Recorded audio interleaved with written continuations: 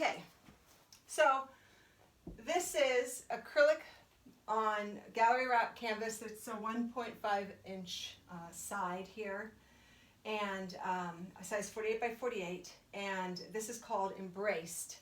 And I haven't talked about these paintings a whole lot, but I'm going to start doing it now because why not? So the original was done, the original is pencil and ink, and I have it in here in my book. I did it at about the age of 29, so that was a while ago. And the original is just on paper and, like I said, with ink and pencil. And so I did this at a time when I was struggling with an eating disorder and I was hospitalized, and one of the things I would do is I would just sort of go into my own world and I would just draw, and I would draw images that were in my mind. I drew and discovered sometimes how I was feeling. I felt obsessed with drawing. It's like I had to get these things out of me, and so that was one of the drawings I did. So this drawing, well, this original is the drawing, and then this is the acrylic on canvas that I repainted recently because I wanted to see it large. And so I'm going to tell you what's in this, and at first glance it may not be easy to see, and sometimes I assume that people just see what I see in it and what I feel in it, but I understand that's not always the case. And so what I had done is I was really struggling with being thin, and I had drawn this thin person here. This is the crease, like where the crease of the legs would be. And at the time I wasn't getting my period, and these were my ovaries, and this resembled my period here. So this was me in my pursuit of being thin, and behind this thinness is this eye and this face that's not really well formed, not even a full pupil, and so I wasn't really able to see myself in reality. And then here is it's an embryo, and the thing about this embryo, it has this mustard yellow and red and brown, which is the same color as this side of the painting. So this is my ovaries, this is an embryo, and this side of the painting is actually my eating disorder. And so I'm going to explain it so that maybe you can see it. So there's an eye here, and this is my eating disorder in the mouth. And this is me on the other side here. So this is my face, this would be my breast, this would be the embryo or the body between us, and then this would be my one leg. So back to this side being my eating disorder, this is the mouth of the eating disorder, and it was eating me. And so this here was my face, and there's no face, as you can see. It's scratched out. And there is an eye above it, as if I have some insight into what's going on in my struggles, but I'm not really able to see myself. And this is an eye looking this way. And so I'm not able to see myself. I'm not able to really look at the things and the wounds that are causing my eating disorder yet. And then these were two hands that are forcing that eye to stay open and look the other way. So I'm not quite looking at myself yet.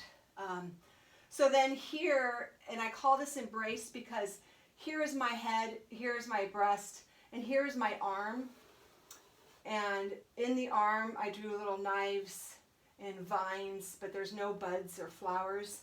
I didn't cut myself, but I did pull at my skin on my feet, and I used to bleed. If I could find something, I used to pull at my skin and cause myself to have wounds, but I would really check out when I would do it. And so that was some of that reflection in there. And when I originally drew this, that's everything that was going on at the time. So this is me.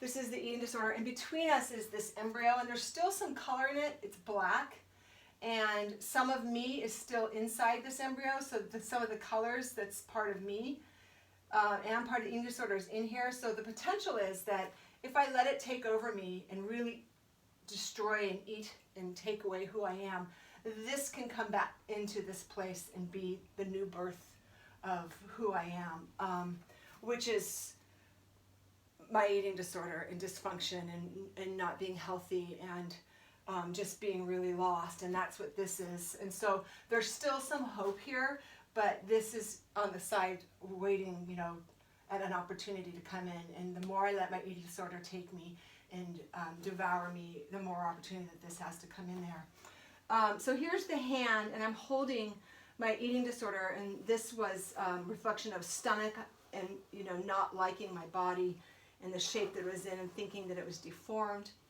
And then this here is a hand coming up, but it's quite sharp. And then this is my feminine area, my vaginal area, and not getting my period, but having red here, which is a reflection of blood to me, but not becoming a woman. And it causes holes in me. So here's some of the holes, and this color again is part of the color that's on the eating disorder. So then over here, this was my thought about fat. I never liked my hips. I always thought they were fat, and so this is my rendition of part of me thinking that there was something wrong with my body and coming to that place where I thought it was fat, and so that's what I needed to get off of me, and that was what was wrong with me, and if I could fix that.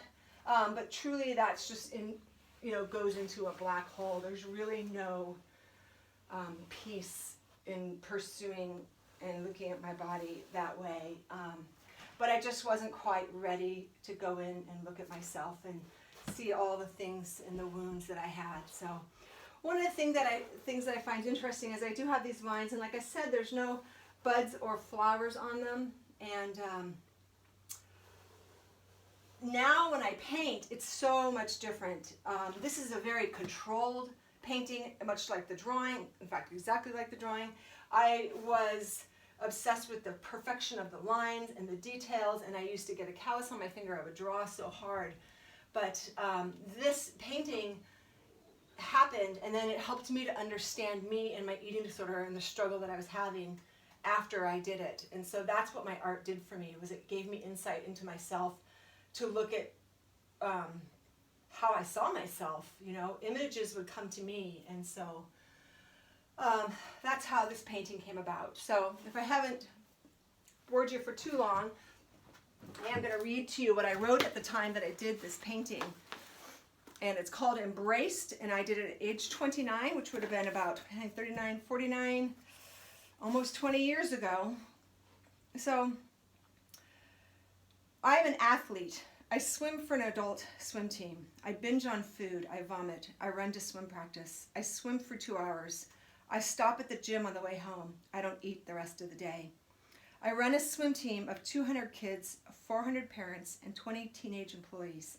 Many people think me a success, but inside my heart burns with sadness. The struggle that started out as trying to control my weight is now controlling my thoughts, my decisions, my days, my nights, and me. My heart hurts from all the pressure I put on it. I lie to be with food. I lie to be without it. I steal money to get food, and sometimes I lie awake at my boyfriend's house so I can steal food while he is sleeping. I leave early in the morning, leaving him to answer to his roommates as to why their food is gone. Shame has taken over, and I have started to hide who I am and who I am not. No one knows the extent of abuse I put on my body. I have lost all my friends because I've chosen to be with food or exercise instead. It's still hard to read sometimes. Oh, I am stuck in an eating disorder with little hope of ever being free from it. I tried to be hospitalized again, but the insurance wouldn't pay for it. I instead find myself hiding in the house with food, exercising until I collapse.